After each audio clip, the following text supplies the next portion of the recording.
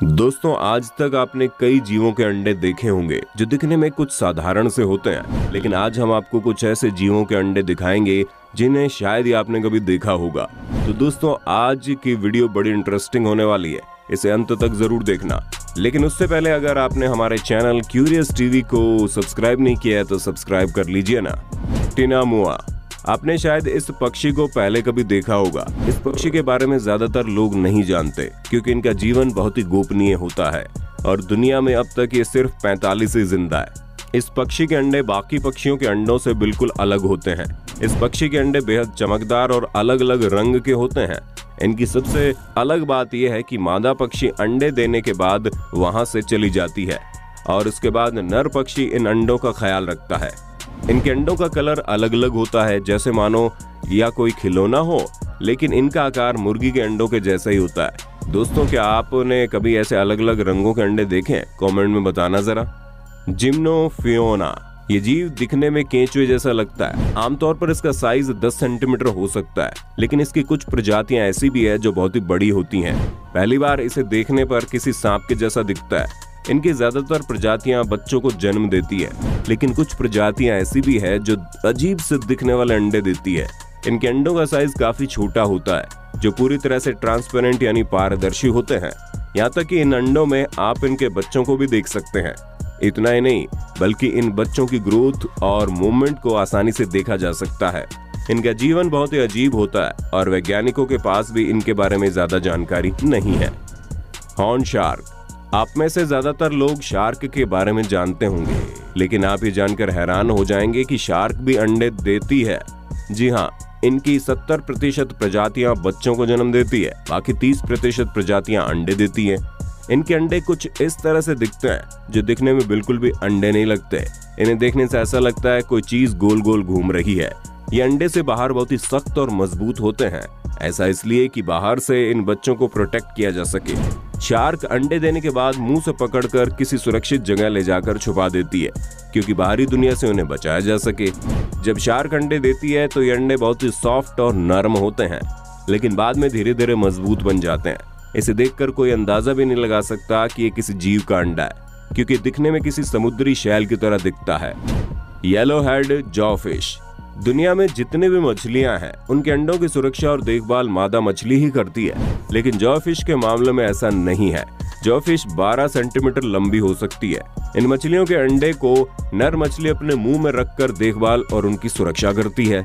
अंडे देने के बाद मादा मछली वहां से चली जाती है और नर मछली अंडों को अपने मुंह में ले लेता है और ये तब तक अपने मुंह में रखता है जब तक ये बच्चे बाहर निकलना न सीख जाए। बीच में कभी कभार ये थोड़ा मुंह खोल के बाहर भी निकालता है ताकि बच्चे ऑक्सीजन ले सके। ये अंडे छोटे छोटे जेली की तरह होते हैं। इस मछली की जन्म प्रक्रिया वाकई में बहुत अजीब है। ऑक्टोपस, मादा ऑक्टोपस अपनी पूरी जिंदगी में सिर्फ एक बार ही अंडे देती है। अंडे देने से पहले ऑक्टोपस किसी बड़े चट्टान के नीचे चली जाती है और फिर उसके बाद वहां पर एक घर बना लेती है और वहां उसके घर में एक साथ 80,000 अंडे देती है।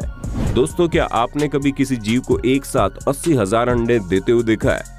इसके ये अंडे दिखने में अंगूर के गुच्छे जैसे होते हैं और हर गुच्छे में 20,000 अंडे होते हैं।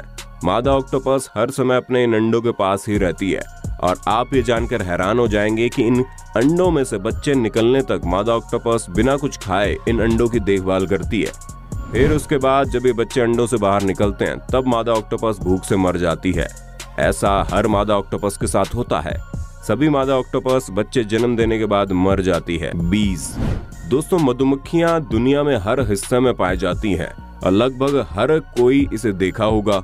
शायद ये आपको किसी कारण से काटी भी होंगी, लेकिन क्या आप जानते हैं मधुमक्खियों का जन्म किस तरह से होता है? हम हर रोज लाखों मधुमक्खी उनको देखते हैं, लेकिन इन सभी को जन्म देती है सिर्फ एक रानी मधुमक्खी।